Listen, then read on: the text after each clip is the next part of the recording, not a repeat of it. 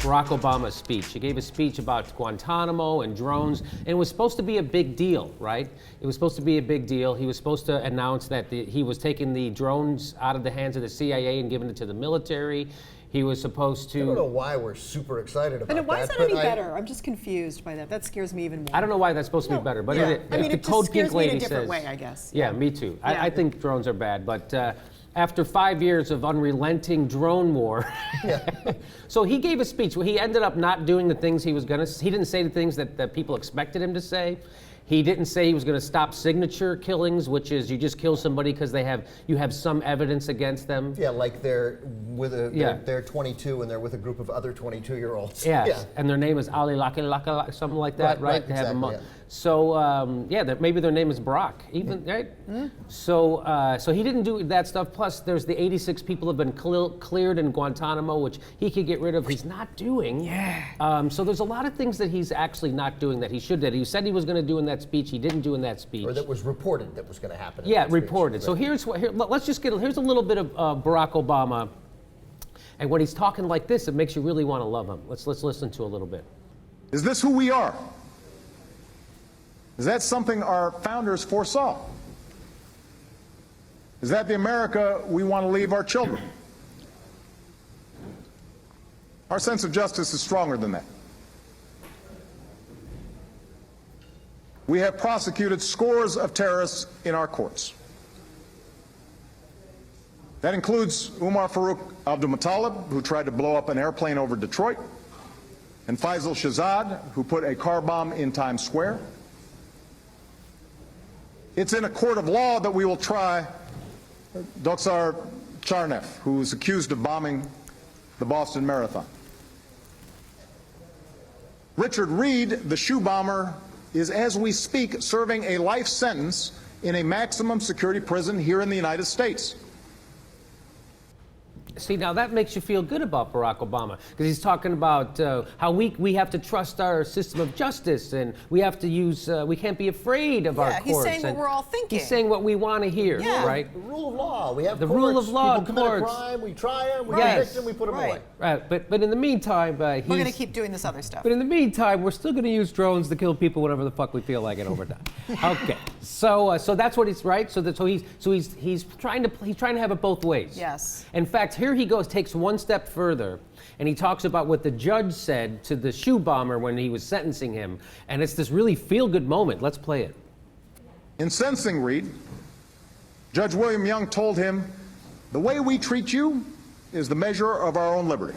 Wow, huh? See, that's something? Powerful stuff. The way we treat a terrorist is the measure of our own liberty, and that's a little bit too much bullshit for me to take from Barack Obama. Especially since this guy has been killing American citizens abroad without a trial.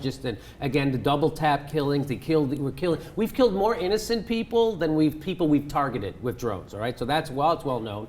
So that's why I felt like, you can't pretend to be this lover of liberty at the same time you're waging a drone war that's been horrific for 5 years. The way we treat a terrorist is a measure of our own liberty. It's just the way we treat this terrorist is a measure of our own liberty. The way we treat the other ones. Yeah, we were okay to this. Yeah. The other ones, that are in Guantanamo, 11 years without a trial. That's not a measure of anything. Yeah, it's not a measure of anything. But is it an improvement that at least he, unlike the former administration, at least he is publicly trying to have it both ways, because at least it's not Dick Cheney, Rumsfeld, that group that doesn't care about both ways. They don't even mention justice. They don't even talk about all that stuff. I mean, I don't think it's excusing it, but I'm fascinated that he brings it up and puts it out there, because I see a human struggling with it. And at the same time, I'm frustrated because it's like, if you believe that, then walk the walk, sir. I think, that's what I think. If you believe that, walk the walk. Yeah, you're a constitutional lawyer. Right. You know what you're doing is wrong. And this speech thank you for bringing up what's wrong. And the speech was about his trying to balance security with the Constitution. Last time I checked, you didn't balance anything with the Constitution. There was the Constitution, and you didn't balance it with unconstitutional shit and then meet in the middle. There's just the Constitution, and that's it. Shut the fuck up, and you know better. So here, another woman couldn't take it, and it's the woman from Code Pink was in the audience. As soon as he gave that little liberty speech about our liberty is judged by how well we treat this one terrorist, she started yelling about the 16-year-old that we killed with a drone strike, and we knew we did it, and he was innocent, and she starts yelling at him and won't let Barack Obama have his liberty moment, which I love. Let's play it.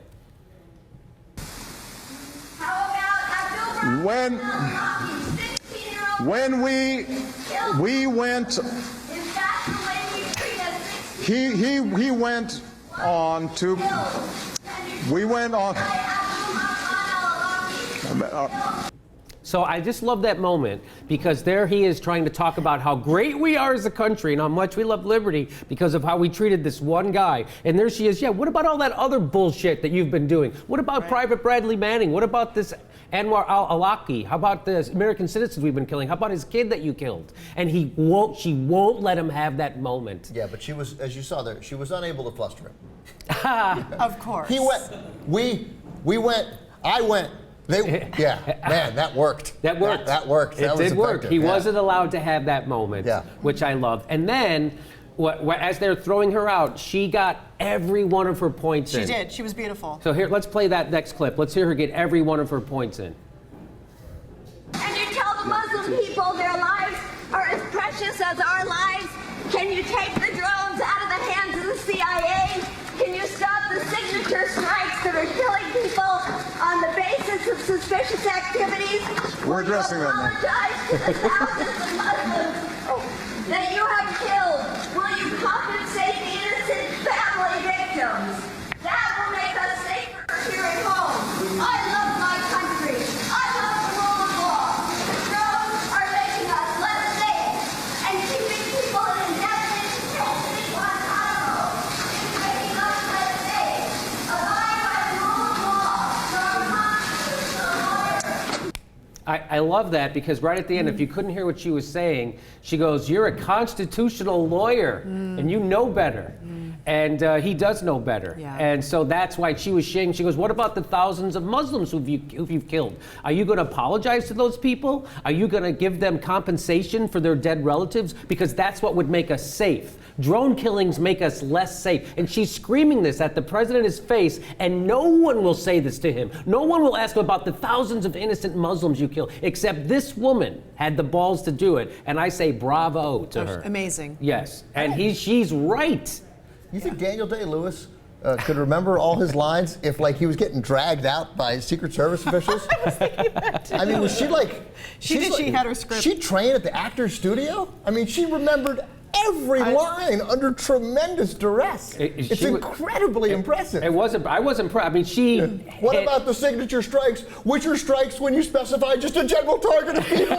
You know, you're like, wow, man, that is good stuff. She wanted to, all those things that are making us less safe that he's doing. And you know, all he promised in this speech was to bring the drone killing back to Bush-year levels. That's really what he's yeah, I'm going to bring it back to the guys Dick Cheney and Bush, how they were doing it. That's really all he promised to do. He's not going to stop the signature strikes. He's not going to take it out of the hands of the CIA and put it in the hands of the military. He's not going to release those 86 guys from Guantanamo. She yelled at him earlier in his speech, "Why don't you go to Guantanamo Bay? You're the commander-in-chief. Why don't you personally go there?"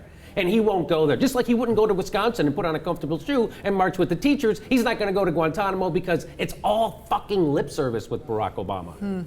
Yeah, it's frustrating, and I think it's what you were getting at. It's because the speech, like, I would rather have a president who gave the speech and did this than one who didn't give the speech and did this. Right, but let's go a little. But I mean, that is a pretty low bar. Yeah, I know, I get it, and that's kind of where we're at in this country, is that pretty low bar. I mean, that's I mean, after the 8-year regime, I mean, I just, you know, I'll take anything at this time, which is really sad and scary. And I really think that, you know, the humanity soul part of Barack Obama is going to die inside slowly because of all of this, because I believe he does believe what he says. And I'm convinced that these presidents, the minute they get in, they show them some fucking suitcase or book with shit in it, and it's like, holy shit, I guess we got to do the drone thing for a while. I don't know. It freaks me out, the security part of it too, because there are people in the world, Yes, we've created more of them by doing the drone things and the horrible wars we've done, but they are now officially people in this world who don't give a shit if we live or die and do want to kill us. And how the fuck do we deal with that? So I like what Barack Obama said during the speech, too, is that we're committed to stopping and killing these people who want to kill as many Americans as they can. Yes, and they we do. have to kill them first. And, you know, of course, my question is, how many more Muslims do we have to kill before this terrorism ends? Yes, it is a... When are they going to get the message? It is a... Yeah. It's a clusterfuck. Yes, okay.